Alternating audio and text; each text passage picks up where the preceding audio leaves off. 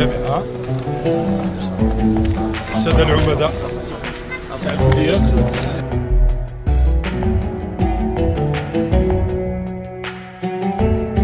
المستشار، هذا دليل قاطع أن الدولة الجزائرية موجودة عبر العصور. هذا الإخوان الدروس.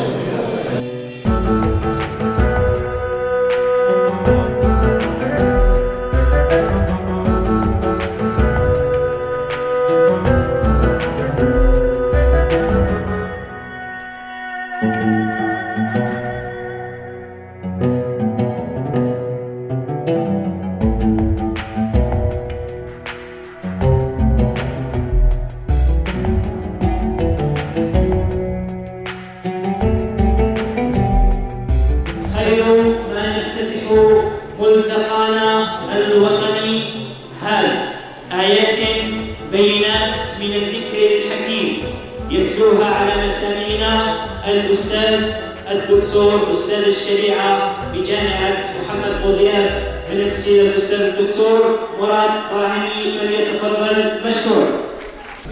أعوذ بالله من الشيطان الرجيم.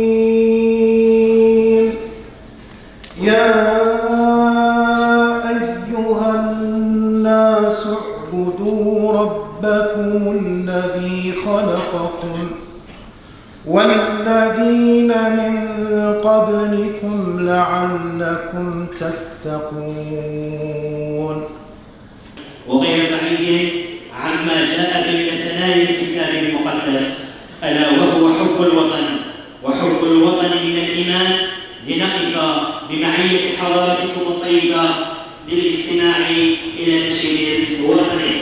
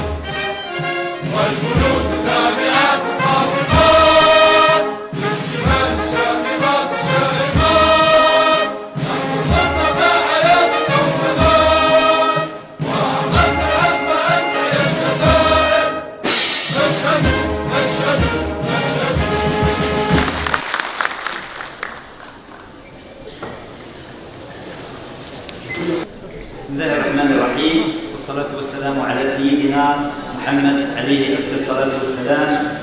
الحضور الكريم، بسم الله الرحمن الرحيم، أحييكم بتحية الإسلام، السلام عليكم ورحمة الله تعالى وبركاته. السيد مستشار رئيس الجمهورية المكلف بالأرشيف والذاكرة الوطنية الأستاذ عبد المجيد شيخي، السيد المدير العام للتعليم العالي البروفيسور الياس بن عبد الرحمن ممثلا لوزير التعليم العالي والبحث العلمي، السيد الوزير السابق السماري عبد القادر، السيد والي ولاية برج بوعريريج، السيد رئيس الوفد المرافق له من سلطات مدنية وعسكرية، السادة أعضاء البرلمان بغرفتيه، الحضور الكريم، الأستاذ الدكتور معزز بدر صاير مدير الجامعة، السادة نواب مدير الجامعة، السادة العمداء، السادة نواب العمداء، السادة رؤساء الأقسام، السادة نواب رؤساء الأقسام، الأساتذة من داخل جامعة محمد البشير الإبراهيمي ومن خارج جامعة محمد البشير الإبراهيمي، الحضور الكريم كل بصفته وبسمو مقامه، الطلبة الأعزاء ممثلي الأسرة الثورية،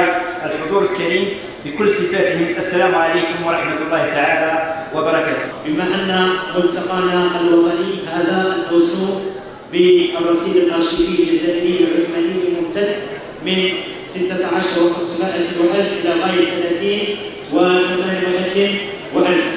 السيد مستشار رئيس الجمهورية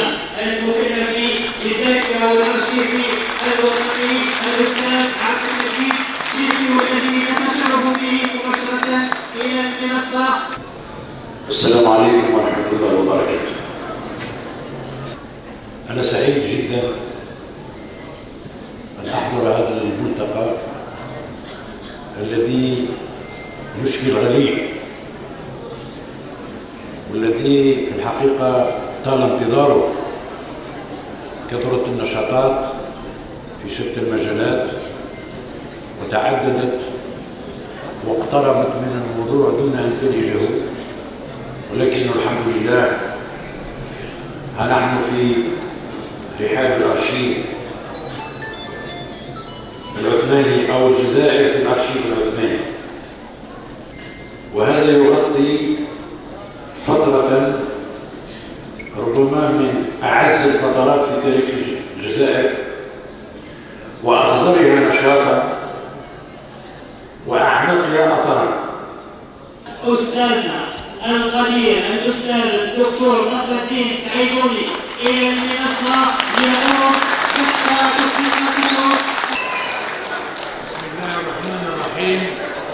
هذه حفاوة كبيرة، هذا اللقاء الكريم تحيتي للجميع، للمسؤولين ومسيرين وعلماء وأساتذة وطلبة. يحق لي أنني عشت من 1962 إلى اليوم 70 سنة، وعشت مع التاريخ العثماني 60 سنة، وهي فترة طويلة.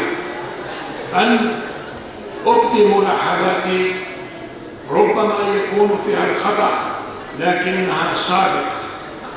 نجد بأن المعركة الآن هي معركة فكر ومعركة ضمير ومعركة توجه، وهنا يأتي الأرشيف.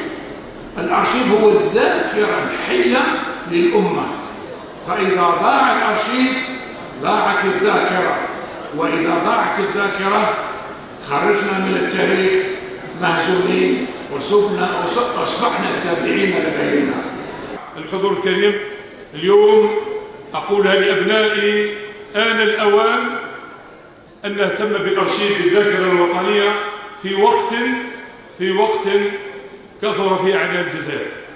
من خلال هذا الملتقى الموسوم بالأرشيف هدفنا أن نبين لأبنائنا أننا أمة بعلمائنا، بمفكرين، بسياسيين، بعسكريين، إذا نحن قارة بأتم معنى الكلمة.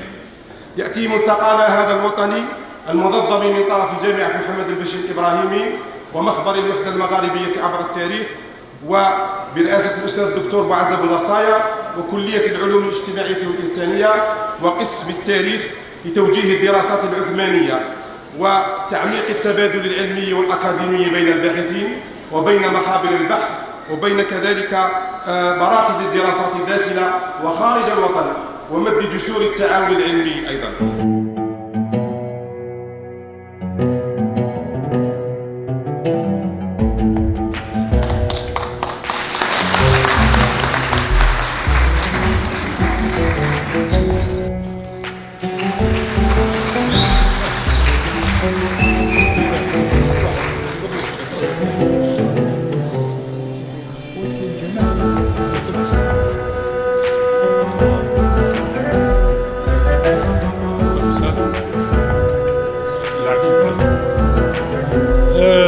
طبعا هذا باسم جامعة الشيخ محمد البشير الإبراهيمي. أبينا إلا أن نهنئ الأستاذ بهذا المنصب الجديد. الإبراهيمي وكل الطلبة تحيي وتفخر بدكتور الدراسات لبلد دكتور الرجل الذي نستقي ونتعلم به دائما وأبدا بالعلم والمال يبني الناس ملكهم. كل ما تمتلكه الأمة الجزائرية مقومات، ولذلك الأرشيف عماد الذاكرة الوطنية. ارتئينا أن يكون بانطلاقة من هنا من جامعة محمد البشير الإبراهيمي بولاية برج. يعرف العمل الخاص مكانة الجزائر ومكانة في تاريخ العالم.